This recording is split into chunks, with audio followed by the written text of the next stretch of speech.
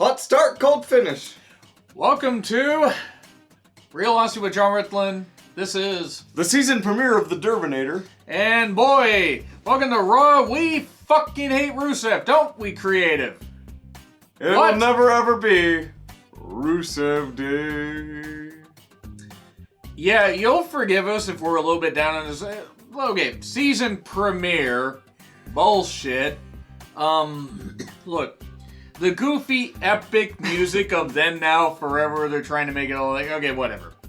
And then we get Skillet theme. Okay, cool. I like Skillet. I like Skillet. I like Skillet. I like to, usually fry up my steaks in it. A little bit of homemade garlic butter and, just a little bit of seasoning. Oh, the band! I was wondering when these jokes were going to pan out. So, we get... Hot. We get Pyro. Have you seen the drummer? The guitarist?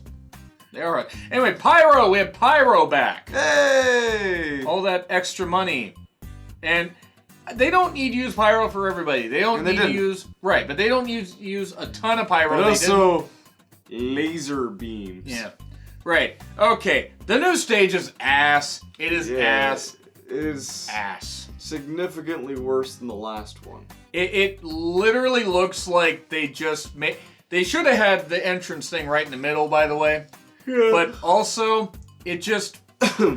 There's different, and then there's this. Now, I don't mind being different, but it looks like somebody... It looks like Darby Allin should go skateboarding down this thing. Or probably up this would. thing. I mean, you know he would. Yeah. I mean, it just... I'm sorry, the new stage is shit. It's such shit. I don't mind them trying something new, but good God, Vic, Dio... It was the Madden, but wait. Yeah. You were expecting Michael Cole, but instead, it was him, Dio! It was. I'm sure we'll make that joke just a couple times. A couple hundred times. Yeah, this review or in general? Maybe. Right. Vic, Dio, and Pedo Lawler on commentary. Yes. And let me say this much. Lawler kept confusing adults with teenagers. I'm going to let that just sit there for a bit. That never happens. You creepy goddamn fuck. Why are you here? Because USA Network must have said, hey, we like this guy back when he was good on commentary, which is about 2002, by the way. 2002 years ago? Sounds about right. Yeah. I'm sorry, but just look, I've never gotten the appeal of Lawler. I never really cared for him in Memphis. He drew some big houses. Stuff with Andy Kaufman, whatever. I've never been a fan of Lawler. He was really good with, plays on words, like puppies. Yeah. And it's just, this old dog needs to be put out to pasture. I'm sorry, not put down. Just send him somewhere. Sent off to the farm. Yeah. Oh God. So, look, Lawler's objectively terrible, and it happens. Age catches up with everybody, but just really, really bad. And he was having to be carried by Vic and Dio. Dio, who has not been at this very long. No. I mean, Dio's been bad. Like what? I'm just saying, Dio's been at this, a few months? Yeah. And it just... when you're having to be carried by one guy that has not been at very long, and Vic, I love, calls it like a goddamn sport. As the main commentator for Raw, he's doing it right in the sense that he's talking, but he blends into the match rather than sticking out like a sore thumb with things like, "It's boss time!" This did feel like people weren't being produced on commentary as much, at least as much. Yeah. Now, I don't know what the deal is. I don't have a clue. I don't care. Keep commentary like this, minus Lawler. Rumors are Tom Phillips is going to replace Lawler. So you're going to have two play-by-play guys and Dio Madden, if that's true. So anyway, Ray cuts a promo, talking in Spanish, which is shocking because I wouldn't imagine why a guy named Rey Mysterio would be able to speak Spanish. Me comprende mucho español, señor. Habla inglés, por favor. What?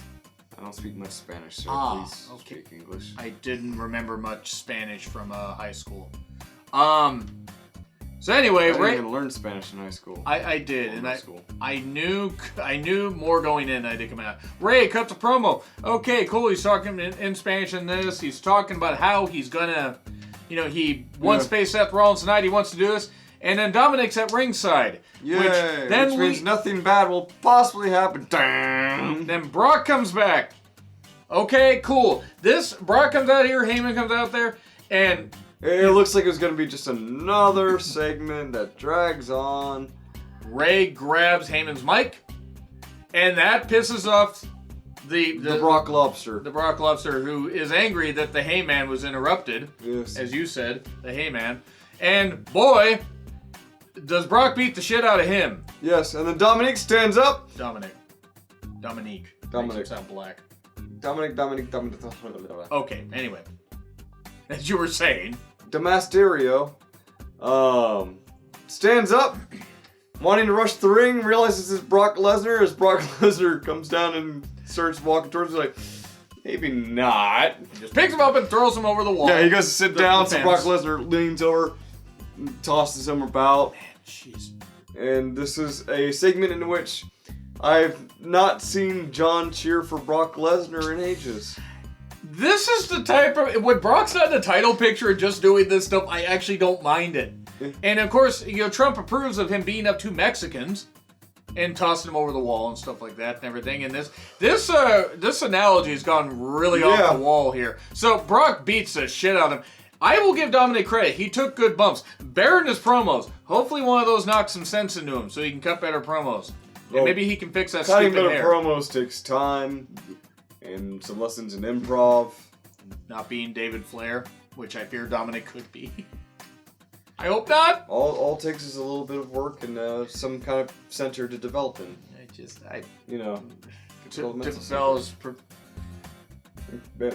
Performance center. Yeah, I was gonna say, okay. Asshole chance. That meant that they got, Brock hated, even though Brock was getting cheered.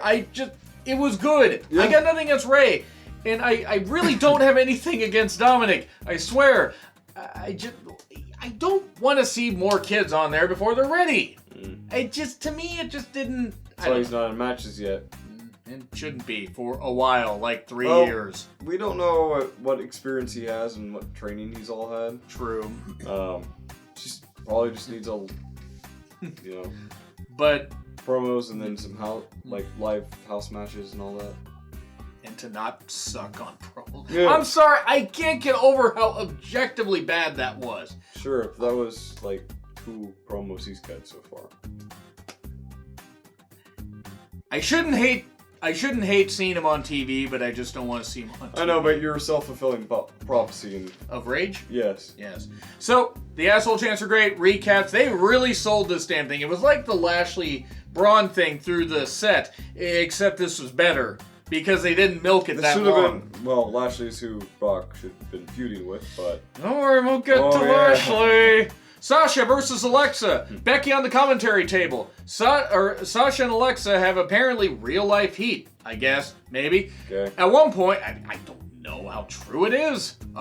Sasha's ducking and weaving, trying to get out of the way. So, we have Becky removing her blazer, and Dio chimes up. Yeah. She took off her blazer, King. There's no going back. Which was good. That was good. God. Dio got us some good signs. And then during the match, there were some sirens that were piped in, which was supposed to be the ambulance leaving, but they piped it in without cutting to the back. Which means we're sitting there was there a new star coming in, or what's going on? And then they talk about how the ambulance drove off, which means that they piped in the noise of the ambulance driving off during the match. Without cutting. It will release showing the split screen. Yeah, really? Sasha wins, by the way, with holding the tights. Okay, cool, whatever. And then, did Becky cuts a promo on her, saying, it's we'll come this Sunday, and I couldn't help but laugh. I know. Because I'm mature, I swear. No. I'm not. No one has ever said that, have they, Chris? Not a soul. Right. Wait, but she's ginger. Unless immediately preceded by the prefix "im" as an immature. Okay, right. Yeah, there we go. This was good though. I like how they built this. Alexa getting beat, whatever. It yeah. What it is. We get Charlie. A lot of Charlie on this show, which I'm okay with. Charlie with Rollins. And Seth talking about the whole beatdown of Ray and Dominic. Seth, you're the Beast Slayer. You could have gone out there and done something, but you didn't do that thing. Right. Well, he had a match later on tonight against Rey Mysterio. Oh, wait. Except he could have saved him, so they could have had the match, and he didn't do the thing. Yeah. And then we get Rude and Ziggler versus Heavy Machinery, a SmackDown team for the Raw Tag Titles. Okay, he's grinding down on Tucker was an actual line on commentary. Yep. And then Otis, why? Why was Otis grinding so much? Why do I need to see this? Because when someone goes, oh no, he goes, oh yeah! I asked for that one. Yeah. I did ask for that. The match was fine. Heavy Machinery is never going to win. Root his Glorious D for the win. Glorious DDT. I said that the way I meant it, didn't I? Right. Yeah. That happened. The match wasn't bad. Yeah. We then get... This is where the show really came to a screeching halt. Miz TV. Ooh, boy. And this may... King at one point said, this may be the biggest week in WWE history, talking about all the shows and then Hell in a Cell. Mania Week would like a word with you, King. As well as... Jude! I can't even finish that sentence. As well as, the man in the white coat's going to take you away, Grandpa. So, and then we get Miz TV. He recaps the whole thing with Ray and Dominic, saying get well, and Miz and Maurice just had their second kid. I'm sorry. Congratulations. That's what I meant to say. I'm sorry. Congratulations. I like kids, I swear. I just like kids when they're far away and I don't have to hear the little shit. I'm not helping my point, am I? No, I think you're just rambling. Yes. Flair was out first. He is now a 17-time world champion, according to the graphic. They're finally acknowledging he's won, actually, probably about 24 championships. They're almost there. I'm pretty sure by the time they mention it's 24, he'll be dead. I mean, if he hasn't died by this point, I think he's going to probably live to 90. Yeah. But... seriously, I'm glad that they did this because, one, it gets him away from the whole thing of Cena being tied with him, which was horseshit. Nothing against Cena, but he ended AJ Styles' reign. They lost it 2 weeks later to Bray. Remember when Bray was WWE champion? Man, that had such potential. We'll see what happens at Hell in a Cell. Our Hell in a Cell predictions, by the way, because of the fact that SmackDown is on Fridays, our Hell in a Cell predictions will be right after that. And then we have a Joker review that night or the next day. Yay! And then Hell in a Cell, AEW and NXT and American Horror Story reviews. One done by both of us, that would be AEW, and then NXT and AHS done by me. So, Flair and Miz having a verbal spat. Hey, remember when this pairing could have worked and it didn't? And then Hogan. I like that Jimmy Hart's out there. I like Jimmy Hart. What did he do? What did Jimmy Hart do? Yes. He didn't need to do anything. He just needed to be Jimmy Hart. Right. No, did he do anything during the segment? No. Why was he there? To take the heat off of Hogan because people like Jimmy Hart. You mentioned something like that. Yeah, well, I figured they were bringing in Ric Flair first to get the crowd amped up, and so they forget the Hulkster's racism and not apology. Yeah. Until he got caught. By the way, Hogan, his theme sums it up best. He fights for the rights and he fights for the whites. Yeah. And I will not let that go. I let a lot of things go, Chris, but I don't let anything go, do I? No, you don't. They needed to... I'm sorry, more people needed to boo Hogan. Look, I get it. He's a legend. A lot of shit that he did in the AWA, WWE, WCW. No, he needed to be booed. But let's get into our favorite part of this segment. The inevitable feuding between Ric Flair and Hulk Hogan. They were looking for one more match, and then the crowd cheered. One more match. Fuck are you? But something more reasonable happened where they were deciding on teams. Because suddenly we're gonna have a Team Hogan versus Team Flair match. And then it gets worse. It does get worse. Because it's at the Saudi show. Yeah, and apparently, I guess the Saudi Arabian government watched Lockdown 2010 from TNA and decided to do Team Hogan versus Team Flair again. That's where we're going with this. Oh boy. Why? My favorite. Impact from 2010 or no. Saudi Arabia? Sarcasm. Oh, that, right.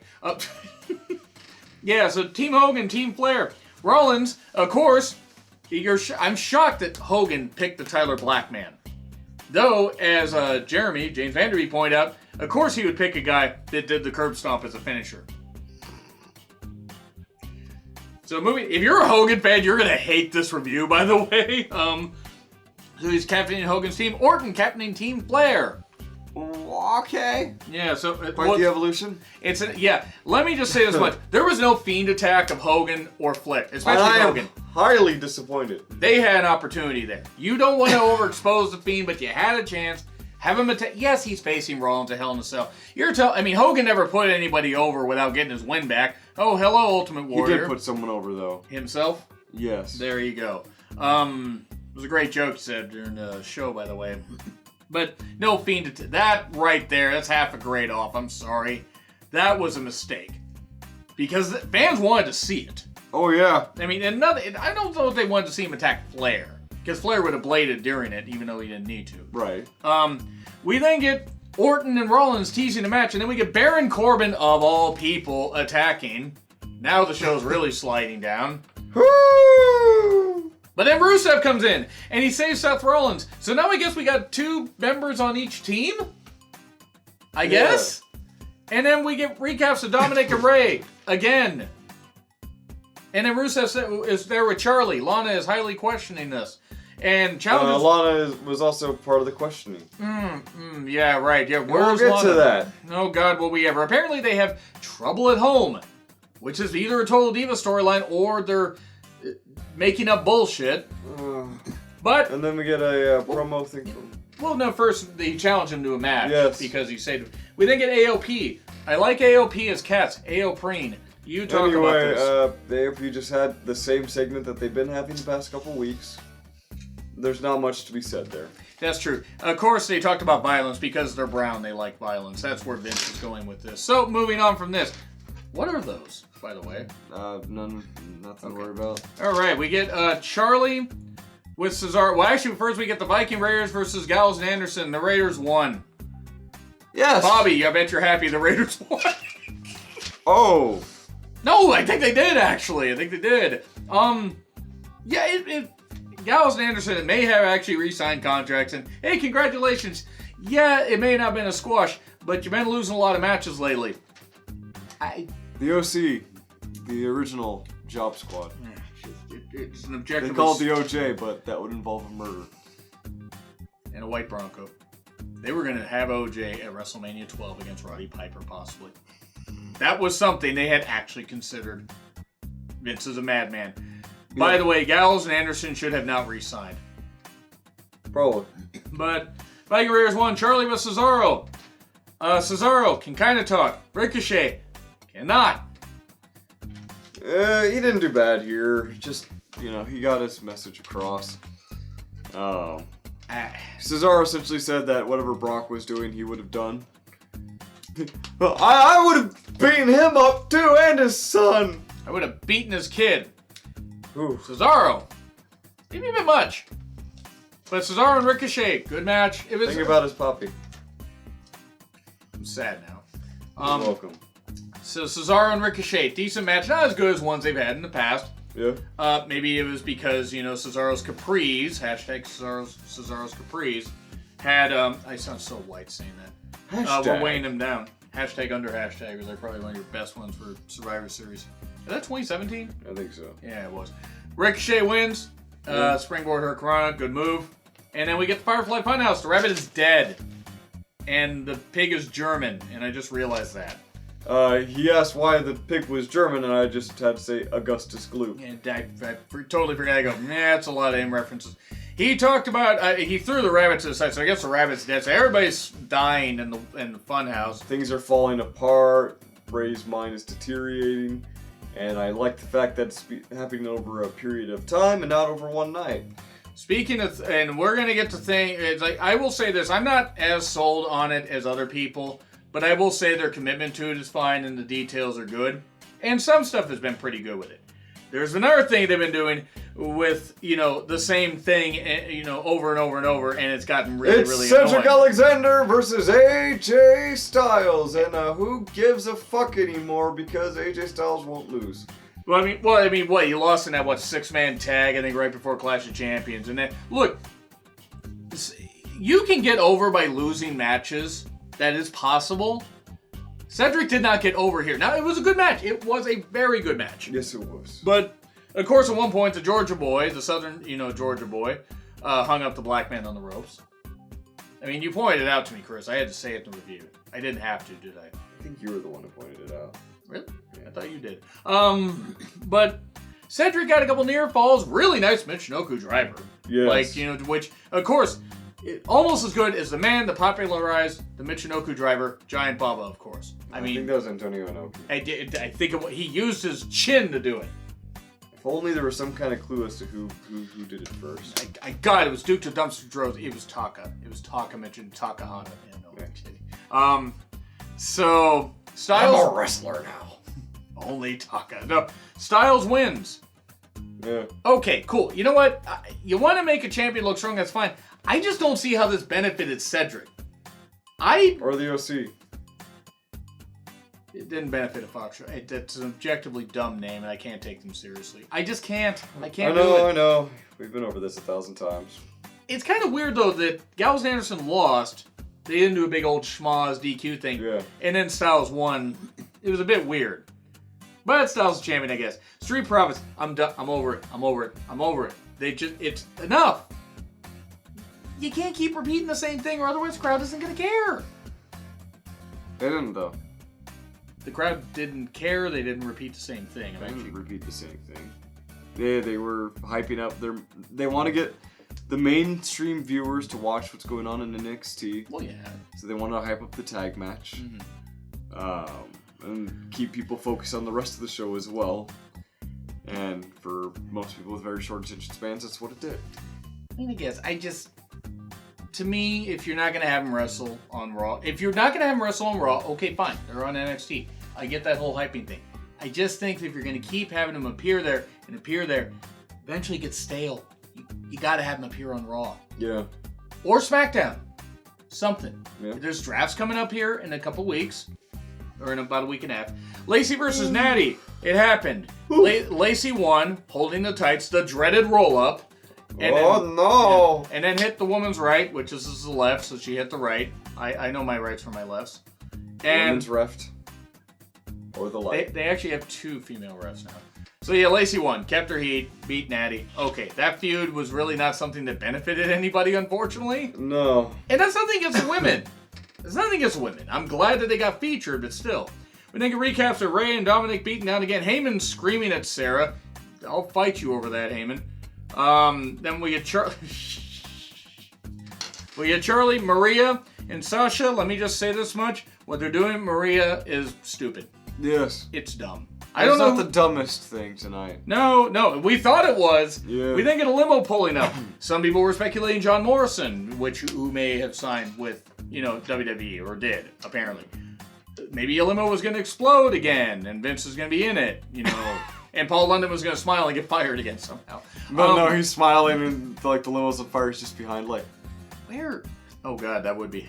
Where is he now? I think he's wrestling on the Indies. But anyway, Rollins versus Rusev, Universal title. Decent match for what it was. It was a cool, fresh match that we have not seen for a while, or maybe ever on TV. I like one of the moments near the beginning where Rusev offers up his hand for a handshake, and Seth goes for it, and Rusev pulls him down and then tries to get him in the accolade. We then get Corbin and Orton at ringside, or not ringside, but at the stage because of the whole King thing. I'm over this already. Because of the upcoming team match. I get it, but they haven't even gotten Hell in a Cell out of the way yet, and they're already doing this. It's too much. Yeah. And then, suddenly, Lashley's music hits. And we're excited. Awesome. Lashley's back. Maybe he's going to do some interference. Maybe he's going to join with teams. And he just stands there and then he gestures back to the door. Someone misses the cue. He does it again. And once, twice, 3 times a lady, here comes Lana. Oh boy. Oh no. That's another cheating angle for Rusev. Why do they hate Rusev? Why do they hate Rusev? Why do they hate Ruru? Rusev is one of the most he's got himself They were still chanting Rusev Day at him. And that's been done for what, a year? Yeah. About a year. They edited stupid. Rusev is They had Lana make out with Lashley on the stage what the fuck is... Whose idea was this? Piano. Whose idea was this? Here's the cheating thing with Summer Rae, Ziggler, and Lana and Rusev. That whole thing. That was objectively horrible. Some of the worst TV. Yeah. And then they did the whole thing with Aiden English and Lana, which went nowhere. Mm-hmm. And then think about it. This doesn't even have anything to do with Rusev. They did a Fandango, Summer Rae, and Layla.